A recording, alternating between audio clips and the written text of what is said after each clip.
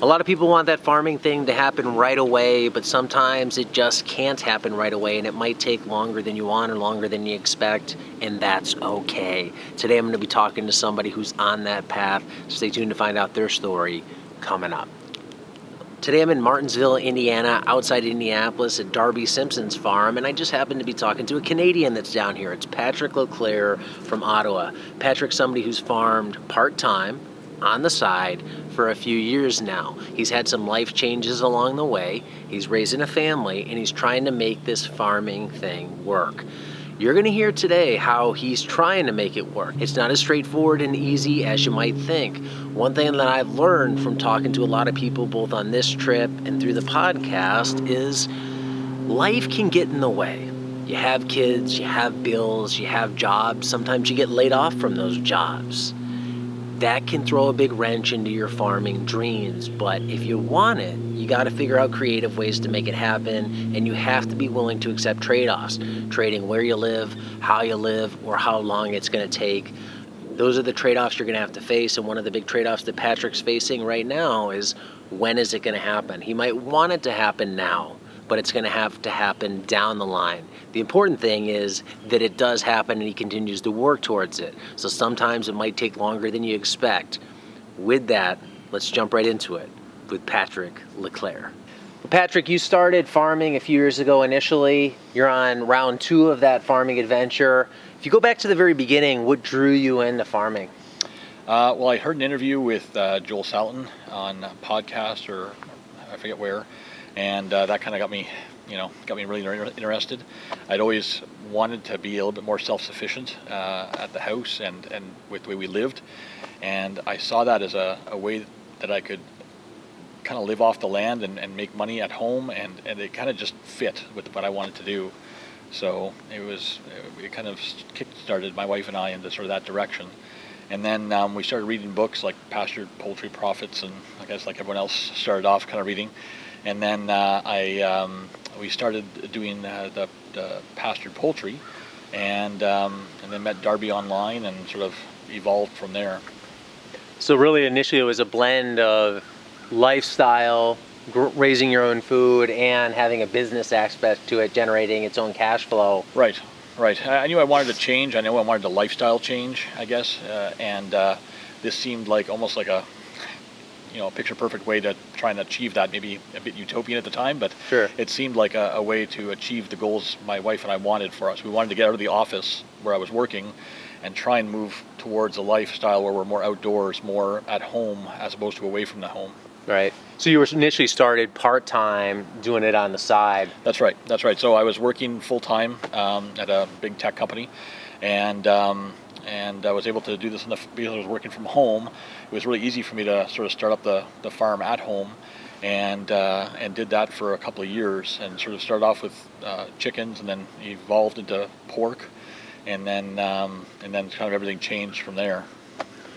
When you look at starting something like this on the side, being able to even work from home, how did you find it starting a livestock-based farm on the side versus, say, quitting a job and going at it full-time? What are the trade-offs when you think about that from your experience? Well, I don't think there's any way I could have done it full-time right off the bat, or at least I didn't have the tools or the knowledge. Even if I know a lot more now than I knew then, and even if I had to do it now, it would be a struggle, let alone then when I knew a lot less. For me, it was more trying to get it on the side and see if it was viable, see if this is something we wanted to do, even like try it out for a couple of years. My wife, a testing almost? Exactly. Make sure, I had to make sure my wife was on board as well, and she seemed interested, but I wanted to make sure that she was interested. So, trying it out for a little while was the way we thought the best way to do it. So starting on the side was the way to go. We started off with chickens, which in hindsight maybe wasn't the best idea because they were a lot more work than I anticipated. Yeah. But then later we got into pork, and that seems to have been more of our pigs, and that sort of seems to have worked a lot better. So here we're filming this outside Indianapolis, Indiana at Darby's farm. Mm-hmm. You're from Canada, an hour north of Ottawa. Mm-hmm. So you're 13 hours, I think, from here. Yeah. In that context, how have you found pigs works? I find them great. This year we did pigs again. We sort of rebooted the farm, and and this has probably been my best year. The pigs turned out to be great for weight. They were friendly. The infrastructure I had was better. We had one big failure with loading them at the time for butchering, but that's a separate thing.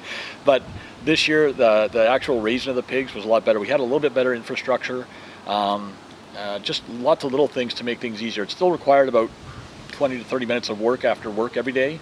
So you had to kind of mentally prepare yourself for that. And because we have a newborn baby, my wife really couldn't help out. So it was kind of me and my 8-year-old son doing all the work. So, but it actually wasn't that bad. Right.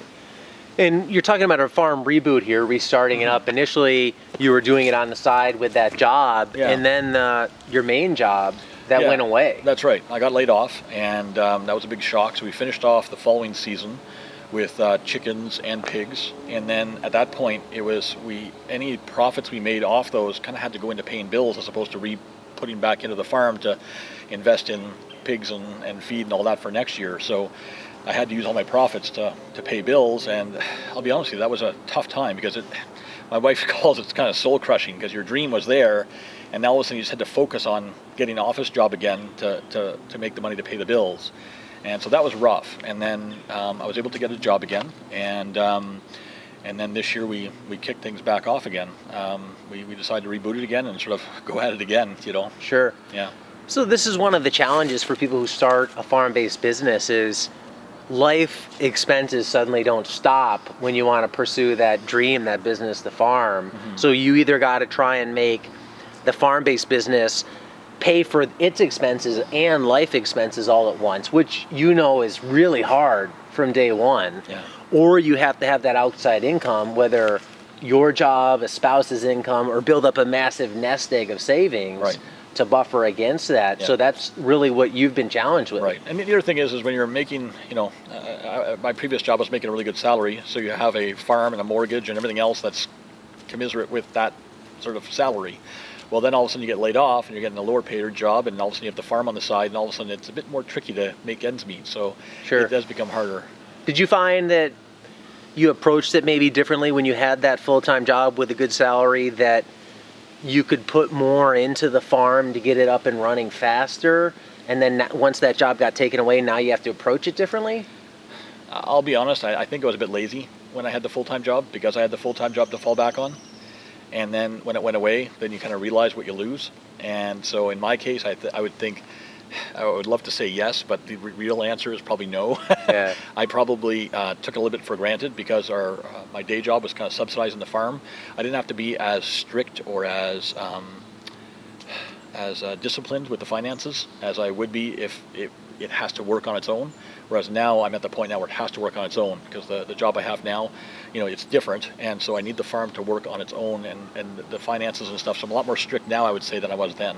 So really now the farm has to pay for itself because there's no outside subsidizing of it from another job. That's right. And then profits from that can go to either paying for lifestyle or recycled into the farm? Right, and the plan is to recycle it into the farm and to grow the farm, and the end goal is to make this full-time down the road. But for now we are trying to recycle it back in, and with whether it's infrastructure or more pigs or more feed or whatever. Sure.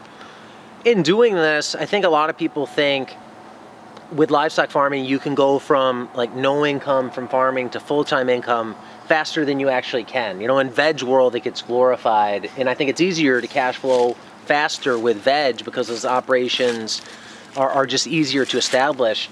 What's been your experience with livestock in terms of how long do you think it would take you, and do you want to replace a full-time income with a livestock operation? I do want to do that. So to answer your second question first, with regards to how long, I'm not sure. Part of the reason I'm taking the Business Essentials course with you guys is to maybe try and forecast that out a little bit and come up with a better plan. I had a plan, kind of a 5-year plan, but I'm not sure if it's realistic. And so right now I'm looking at 5 years as sort of I think, based on what I think I can do.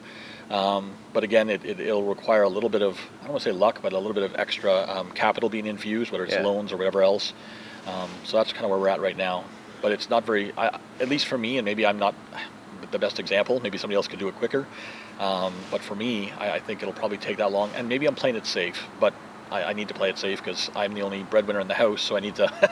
Well, that's it. Like, we're doing this in reality. This is not rah, you can do it, we'll make it happen. I mean, you have a family to support, you got to pay expenses. It can happen only as fast as it can happen.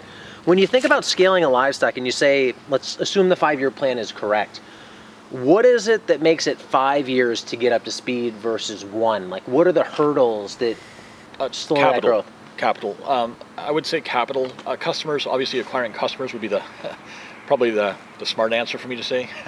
But I would say that in capital. So the amount of money to invest, so to buy all the pigs, to buy all the feed, all that costs a lot of money. And we only did 8 pigs this year. And so if you expanded that out to 50, the infrastructure required, the feed required, all that you would have to float for that 6-month or 8-month period before you would start to get some of that money back. And even then you'd have to probably put it into next year. So I would say, capital is the one thing. And then I would say, it's acquiring customers, that many customers, let's say it's 50 pigs, that could buy 50 pigs worth of, would be too hard in 1 year, I think. Because that's the thing. You could, even if you had the capital, you could suddenly raise the 50. Now you got all this pork in the freezer. Yeah. Doesn't count if you can't sell it. Yeah. And you can't instantly flip the switch, and have those customers. Yeah. For pigs, doing 8, how is that from a management level? Do you think that's pretty doable if somebody's watching this thinking, I want to start this on the side while I work a full-time job? Managing 8, easy? I found I did 4 my first year, and we did I think 6 the second, and then we skipped a couple of years and I did 8. I jumped right into 8 this year. To be honest with you, doing 8 was no different than doing 4. So I think 8's perfectly manageable. I would say just making sure with regards to infrastructure, you have the feeders, set up and right amount of space for those 8 pigs. But other than that, it really wasn't that much harder. I mean, as long as you think you can get that customer base, or you've got some friends and family that are willing to buy, or whatever, you've got 2 or 3 of those maybe sold up front. Sure. And but yeah, with regards to actually the raising part, it's actually not that much harder, in my opinion. Sure. And when you think about that 5-year plan, there's a couple ways you could get there. It could be scale pigs, and you could, in theory, scale to infinity, or you could scale pigs to some point and add on another operation. Maybe that's turkeys, maybe that's chickens. And that's absolutely what we would like to do. Okay. Add chickens or something into the mix to help bring in another cash flow stream? Yeah, in our case, I would prefer cattle. We had chickens initially, and in Ontario where I live, there's a cap on how much you can raise. And to be honest with you, we struggled. I didn't do well with chickens, I hate to admit it, but our weights were down. I don't think we made any money off our chickens. We really struggled at it for a couple of years. And so, and to be honest with you, my wife and I just, with regards to a part-time job, chickens were a lot more work. Yeah. It required a couple of times a day to go out there, whereas the pigs were a lot easier with a full-time job. And so I can see, we've gotten into some bees, and I think cattle is really the way I would like to go down the road. But again, that's the whole capital thing again. So. Right. For somebody watching this too, thinking about starting this, how do you approach the 5-year plan in terms of a lot of people want this to happen now, and waiting 5 years for something might seem like an eternity, but you need to be realistic after all, right? It's hard. I mean, there are times where I want to just let's do it, but you can't just do it. And so we homeschool our kids, and so if I were to do that, well, my wife would have to work full time. Well, then if she's working full time, well, then I'm homeschooling the kids, and then am I really farming at that point? So it becomes a challenge. So and with other people, if your spouse is working full time and you can jump into it, maybe that's an option. There's a couple of maybe different ways that you could do it, but 1 year's hard. I would think I couldn't do it, and maybe someone else could, but I can't see how I would do it. Knowing that you homeschool your kids, you live on the farm. How important is the whole family context, having your kids have this experience as they grow up? It's pretty awesome. Like this year, my son, he's just turned 9. He would come out with me, and he just learned how to ride the lawnmower. And so we had a little trailer, and so we'd bring out the feed, all the buckets of feed, because that's all I'd have to bring out to feed the pigs. And he would drive the thing out there, and his job was to make sure the pigs had water pressure, and to hug a pig. We joked we'd have a hug a pig time. So he would do that while I fed all the pigs and kind of did all the work. And that was just great. It's just like half an hour you spend with your son. And then they do the chickens. We have some egg layers, not for business, just more for home use. And my middle daughter and him do that every day as part of their sort of daily chores. So we've really tried to make it a family type event. My wife handles the website, does a lot of the emails and stuff like that. So. And for starting this out, wanting to do the homesteading thing, figure out what you wanted to do, years later, rebooting the farm, why do it now? Like, what do you want out of this? I feel like if I don't do it now, I'm not going to do it. I need to get off my rear and get it done. And I'm motivated to get it done. And I believe now more than ever that it's the path for us. And I really need to sort of go forward with it now. We had an opportunity this year to sort of get some capital and sort of start it back up again. And now's the right time, because 2 or 3 years from now is not. I'm not getting younger. Yeah. So, it's now or never. There you have it, Patrick LeClaire on his journey into farming 2.0. I like to feature these types of stories because I think these stories are the reality of the farming business. I don't want to blow smoke up anybody's ass. I don't want to create a rah-rah. This isn't all about you can do it. And while I think you can do it, it might be harder than you think to do it, and that path might meander like this while you go for your goals. It's not a straight line. It's not take this workshop, read this book, do this course, and get there. It's going to be a grind. You're going to have to go through these reboots along the way. You're going to make mistakes. You're going to fail. But if you want to get there, you're going to get there. The big takeaway, I think, from this one from Patrick is understand life can get in the way, and understand that you're going to have to make trade-offs and sacrifices. You might want things to happen right away, but right away might not be the right time or the best time for it to happen. Be okay with that. You don't want your family to blow up in the process, so take it slow, take it smart. If you want to learn more about farming and how we approach it, you can listen to the podcast that Darby and I do, Grass-Fed Life, a link to that below. And also keep watching for videos like this here on YouTube. Subscribe to this channel and you'll see a lot more videos coming on livestock in the future. That's all for this one. Thanks for watching. Until next time, be nice, be thankful, and do the work.